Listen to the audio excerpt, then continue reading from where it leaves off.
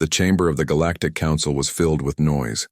Tall, strange-looking aliens from many worlds sat in their grand seats, talking, laughing, and pointing toward the center of the room. In that center stood one human, Ambassador Rehan. He was calm, dressed in a simple black uniform.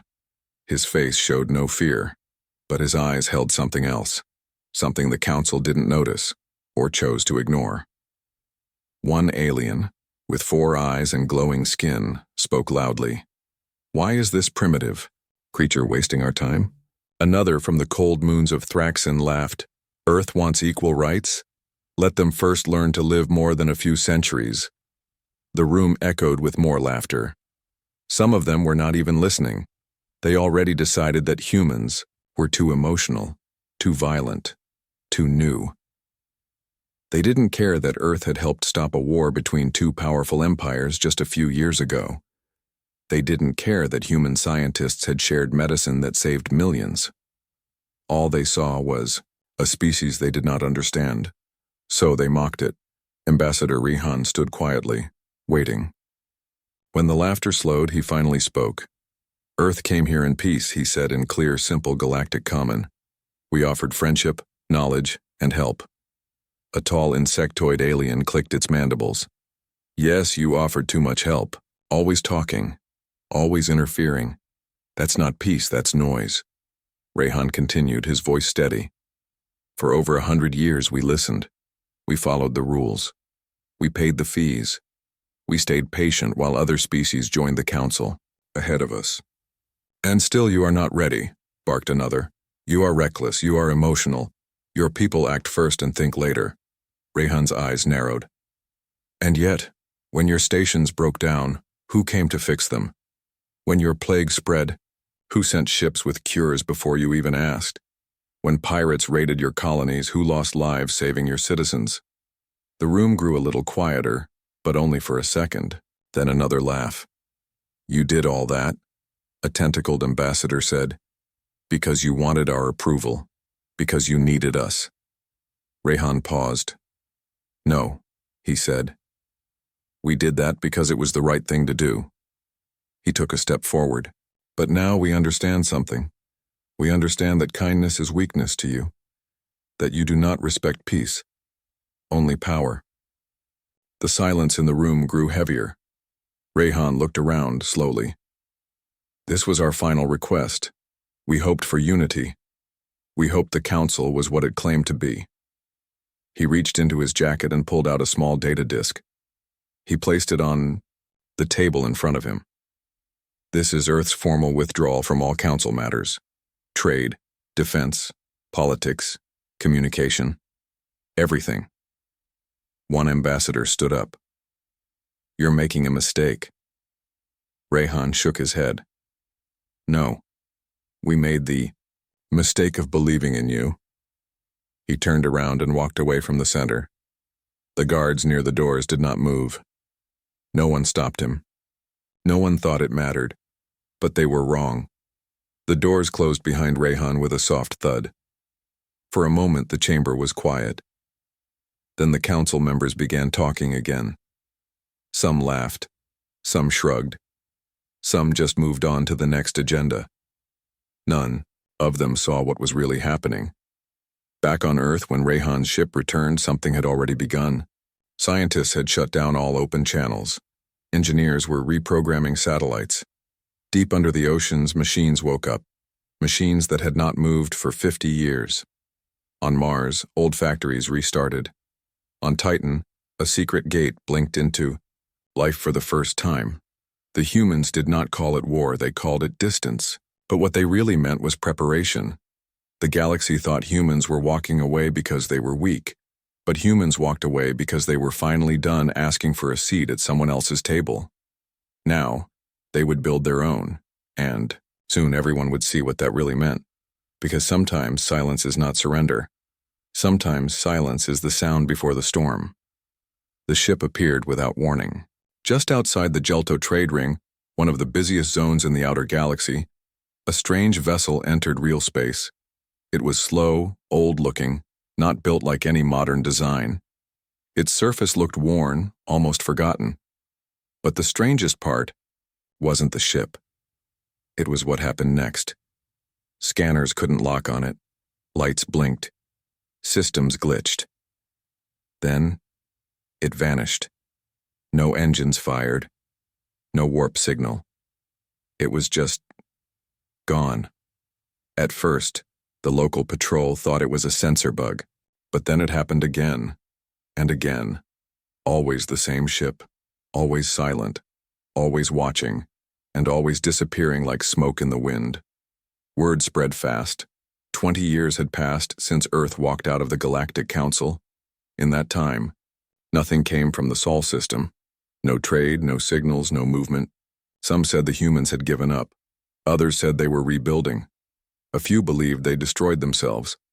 But now, something had returned. In the high tower of Galactic Intelligence, Director Velix frowned at the report. "A human ship?" he asked. "No markings, no ID. But the metal matches Earth alloys from 20 years ago," replied his officer.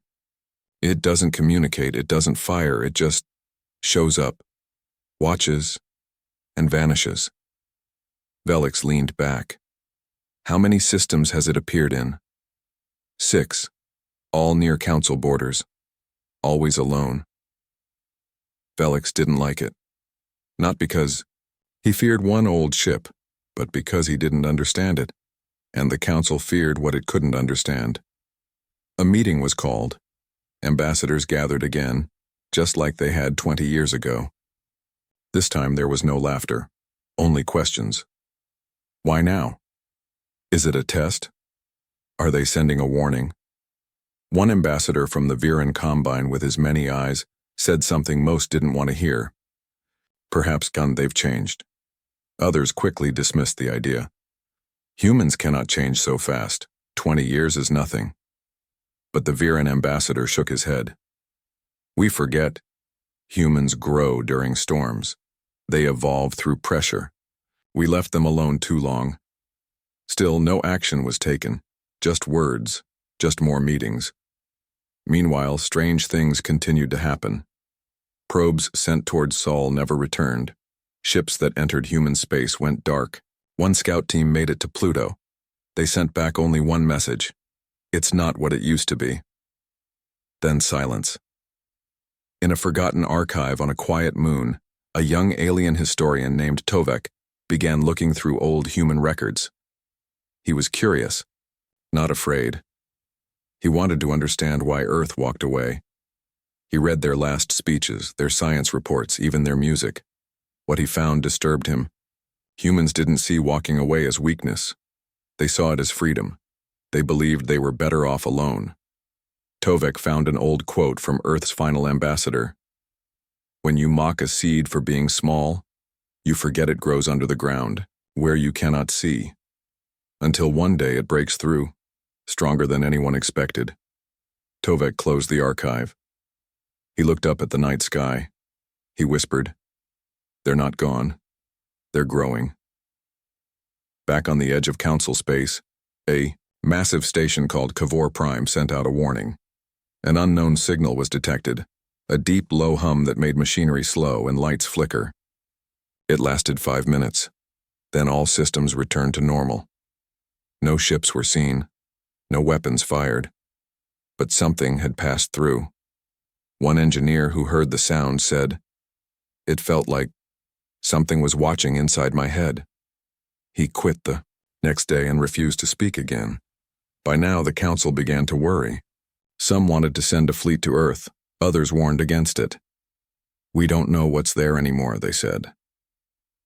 One bold captain named Rahl took a small crew and flew toward the Sol system without permission. His ship, the Venture Star, was fast and quiet. He thought he could get in, take pictures, and leave before anyone noticed. He was wrong. The last transmission from Venture Star came just before it entered the outer Sol border. It said only 4 words. "We were too late." The Council never heard from them again. Panic began to rise, but Earth remained silent. No demands, no threats. Just a quiet shadow that moved across space, one system at a time. And the galaxy, which once laughed at humans, now asked itself a very dangerous question. What had Earth become in the silence? And more importantly, what would happen when it finally spoke again? 3 colonies vanished in one night. No explosions, no distress signals, no bodies. Just silence, and a strange signal left behind. It was not a normal message. It was not in words. It was a low, deep sound, almost like a heartbeat. When decoded, it created strange patterns on screens. Some called it music. Others said it felt like a warning. On one planet, a technician heard the signal in his headset. He screamed and broke the device. Later, he told his commander, "It wasn't sound. It was something inside me, like it wanted me to remember pain." The council called it a mystery attack, but deep down many began to feel something worse. They were afraid. In the days that followed, more things went wrong. A transport ship drifted into port, empty. Its logs were deleted, its crew was missing. The only thing left was a symbol, burned, into the ship's wall. It was an old Earth emblem, changed, sharper, darker. Someone whispered, "This isn't the Earth we knew." The council held emergency meetings. "They are testing us," one leader said. "This is revenge," another claimed, but no one truly knew what was happening. Then came the survivors. From a small moon called Varka 9, a broken ship returned. It was damaged, scorched, and half dead. The crew inside were terrified, not injured, just shaking. Their commander, a veteran of 5 wars, refused to speak at first. Later, he said one sentence. "We saw them." "What did you see?" The council asked. "Humans," he replied. "But not as we remember." He described tall figures walking in the shadows. They didn't use ships. They appeared out of nothing, like ghosts. Their eyes glowed. They didn't speak. They didn't need to. One crew member screamed during the report. He kept saying the same thing. "They looked at me and I forgot who I was." The council began to panic. Quietly, they started locking their borders. Old weapons were pulled from storage. Spy networks were activated. Still, Earth said nothing. In a cold star system far from the core, a small listening station picked up something strange. It was a whisper. Only a few words. "We remember." The message repeated once, then stopped forever. An old alien scientist named Yalo studied the signal. He once worked with humans during their early days in the galaxy. He remembered their kindness, their curiosity, their deep emotions. But this signal felt different. He said, "Humans were emotional, but now I think they have become something else. Something colder, something focused." He looked out his window and added, "I think they stopped asking for a place in the galaxy. Now they're building their own galaxy inside the old one." The council refused to believe it. They told the people not to worry. They said the disappearances were caused by pirates or tech failures. But the truth was harder to hide now. A science team from the Uran cluster released a hidden report. They discovered something terrifying. Earth's system, Sol, was no longer stable. It had changed. Space around it twisted strangely. Gravity did not behave normally. Time itself moved slower near the outer planets. This was not natural. Something or someone was controlling it. A former council strategist, now retired, made a private broadcast. He said, "You mocked the humans. You called them wild and unpredictable. But you forgot their greatest power, adaptation." He paused, then added, "If they've changed, we may not be able to understand what they've become." In a small corner of the galaxy, a young alien cadet named Frel watched the news. He asked his teacher, "Why didn't the council listen when Earth asked for respect?" His teacher replied, "Because they thought humans needed us. They didn't see that humans were only being polite." The cadet stared at the stars and said quietly, "They're not polite anymore." The signs were everywhere now. Stations near human space picked up strange shadows moving in the dark. Ships reported missing time, 5 minutes unaccounted for. No memory, no answers. Old friends of humanity tried to send peaceful messages. None were returned. A brave ambassador from a small neutral world flew close to Earth's edge. She opened all channels and said, "We only want to talk." Her ship came back. No damage, no message. But something had changed.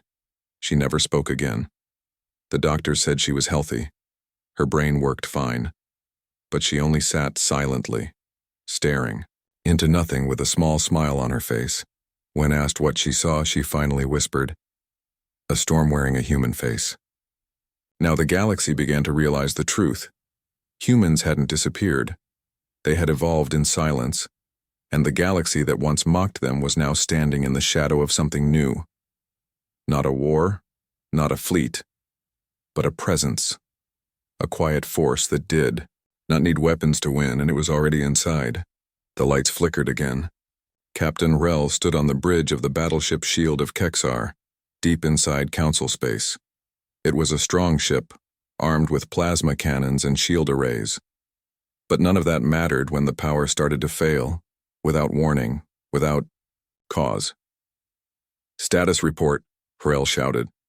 "No damage, no attack detected," his officer replied, confused. "All systems are just slowing down." Then the lights went dark. Only silence remained. Moments later, the lights returned. Everything worked again. But one thing was different. Every single screen across the ship displayed the same message. "We see you." No one could trace where the message came from. No one could delete it. The captain tried to contact the nearest command post, but the only sound they received in return was a heartbeat. Far away in the Council's secret bunker on Zarn 3, the top leaders were already holding emergency talks. Something was happening. Something no one could explain. And it was spreading faster than they could control. It started with machines, artificial minds, satellites, drones.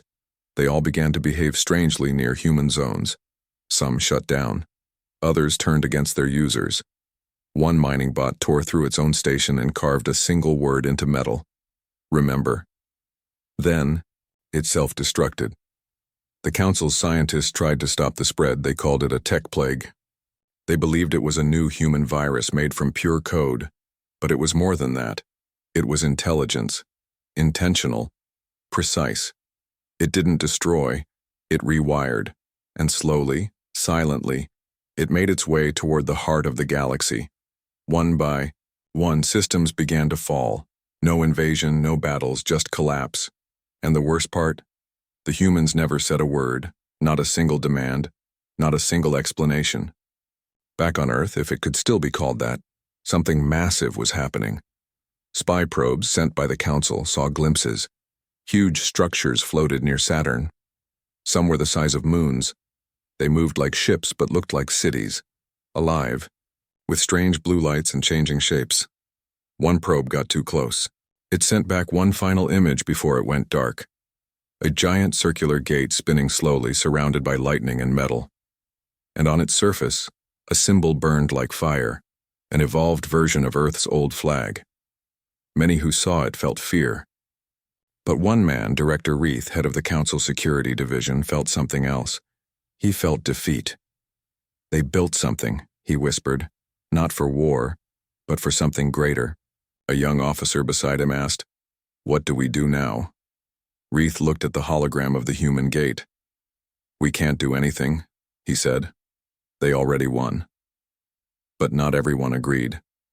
A group of aggressive council generals demanded a strike. They launched Operation Dawnfire, a fleet of 200 ships sent to the edge of human space. It was meant to send a message. What returned was nothing. No wreckage, no signals, no survivors. The fleet was erased, like it never existed. Then the humans finally spoke, but not through words. Across dozens of worlds, screens lit up without warning. Every species saw the same vision: a dark sky, a figure standing tall, made of light and shadow. Its face was human, but more, evolved, ancient, calm. And then a voice. "We gave you time. We asked for peace. You chose laughter and chains.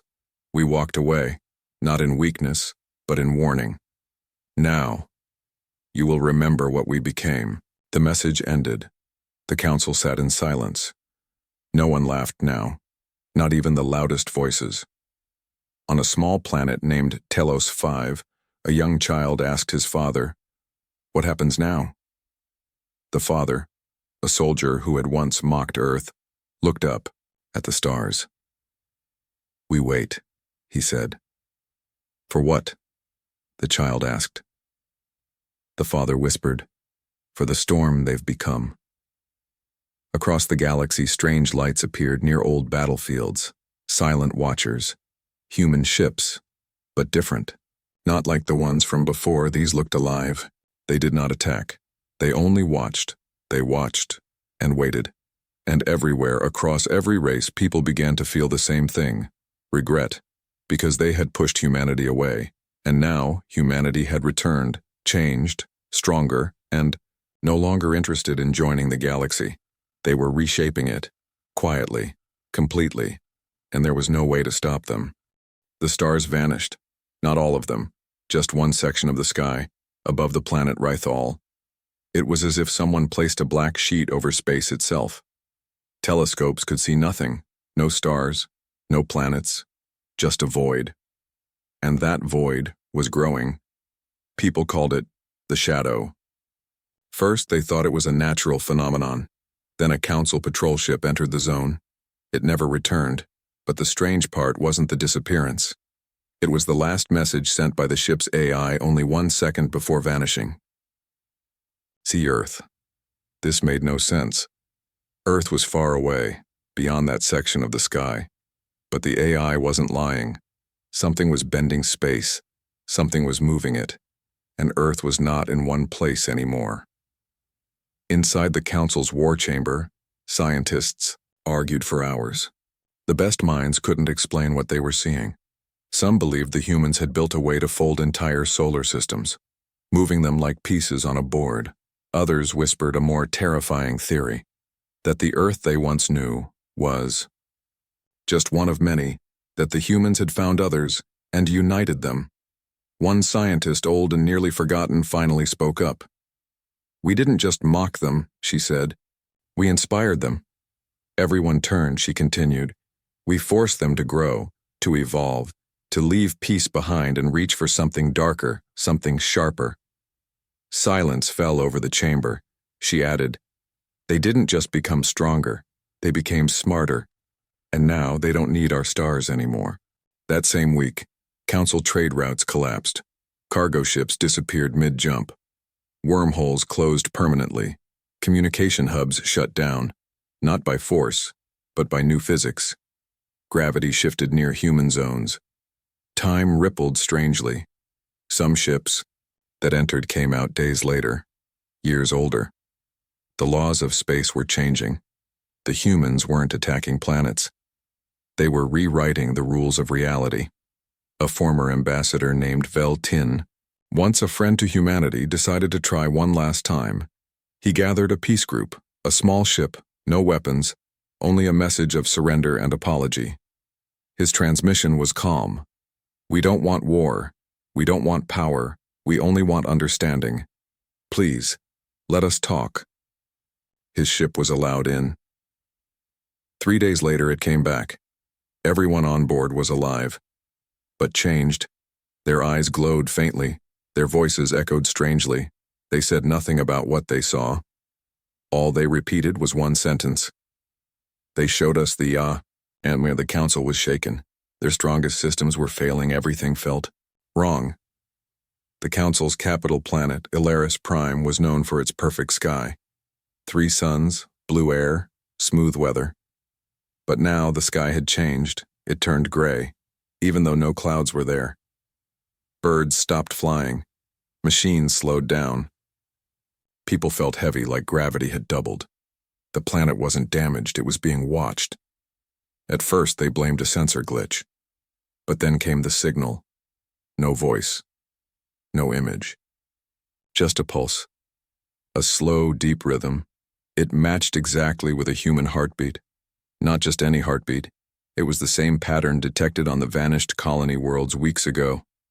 But this time, it was louder, The Council tried to send warnings across the galaxy, but half their communication satellites were gone. No explosions, no errors, just gone, as if someone had reached into space and pulled them out like toys. The head of defense, Commander Lishtal, shouted at his officers, "Where is the enemy? Show me a fleet, a weapon, anything." But the screens showed only one thing, a single, object small silent, floating just outside Alaris Prime's orbit. It looked like a satellite, but it wasn't Council tech. It had no markings, no fuel trail, no heat. Just a silver surface and one strange symbol etched into it. Infinity. One brave drone was sent to scan it. The moment it touched the strange object, every machine on Alaris Prime rebooted at once. Hospitals, traffic, defense, systems, lights. Everything blinked off for exactly 6.8 seconds. When systems came back online, the silver object was gone. But every screen on the planet now showed one image. Earth. But not the old Earth. This one was dark, glowing from its oceans with rings like Saturn, and massive orbiting structures circling it slowly. The image lasted 5 seconds. Then the screens returned to normal. People screamed in the streets. Military stations locked down. The Council's secret members demanded a counterstrike, even without knowing where to strike. But it was already too late. On the outer colonies, human ghost ships appeared. They did not attack. They just hovered. And where they hovered, things changed. Plants grew faster. AI spoke in strange languages. Some children were born with memories that weren't theirs. On one moon, a security officer stared up at the ship above and whispered, "I think they're not invading. I think they're awakening something we forgot." On another station, a group of elite cyber warriors tried to hack into one of the ghost ships.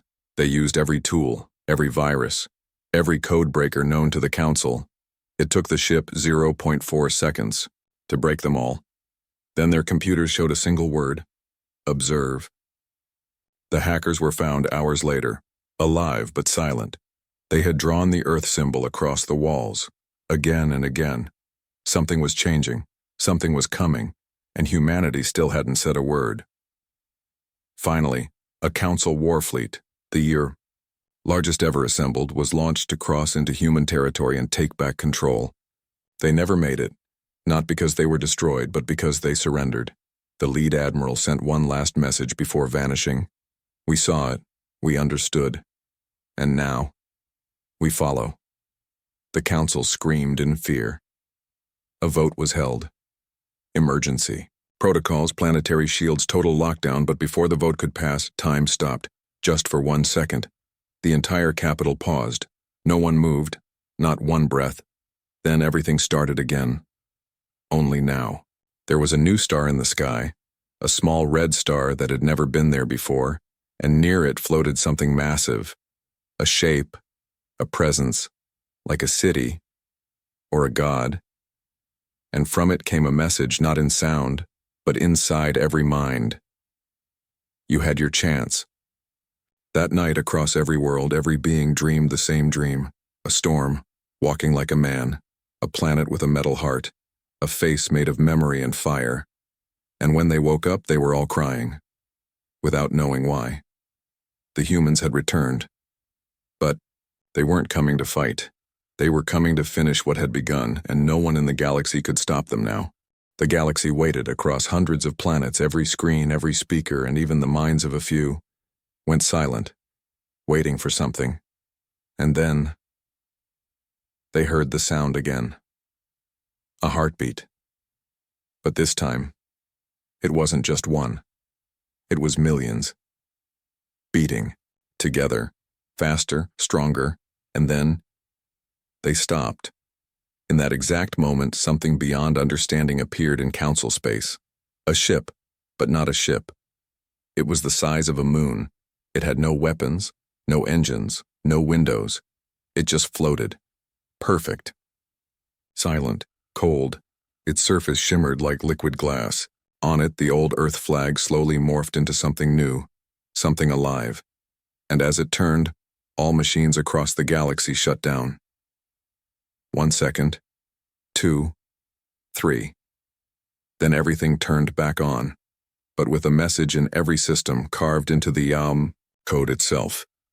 We are not coming to destroy you. We are coming to replace you.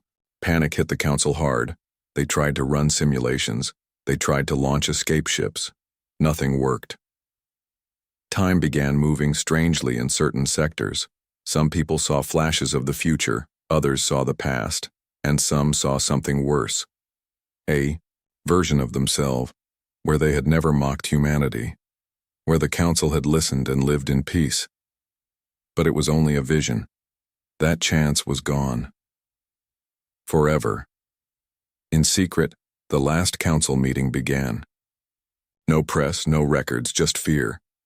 High Lord Terran, once a proud voice against Earth, whispered, "What are they doing to us?" No one answered. Another elder, her voice shaking, said, "They're not killing us. They're deleting us." "No," said Director Reith, his face pale. "They're replacing our place in the story." He stood up slowly.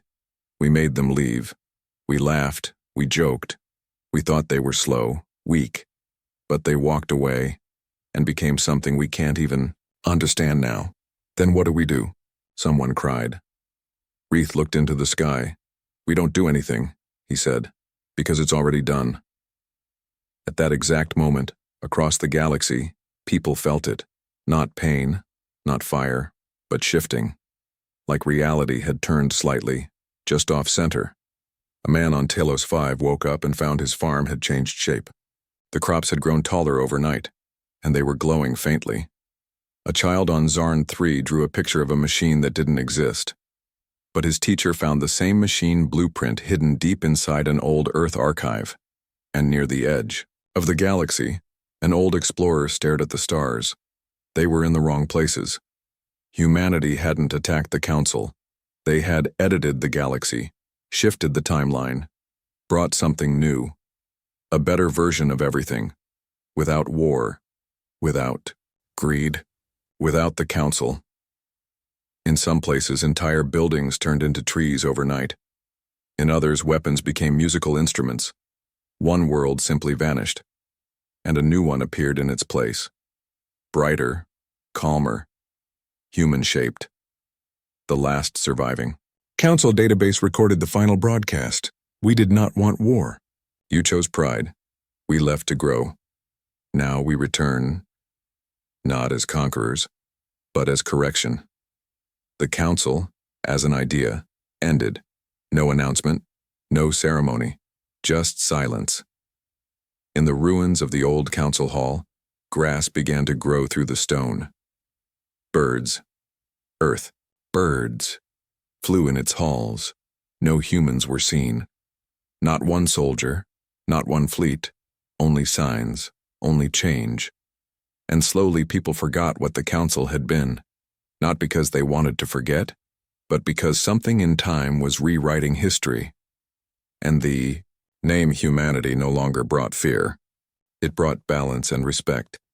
The last image seen by any known ship was simple: a child, standing on a new Earth, looking up at a sky full of stars.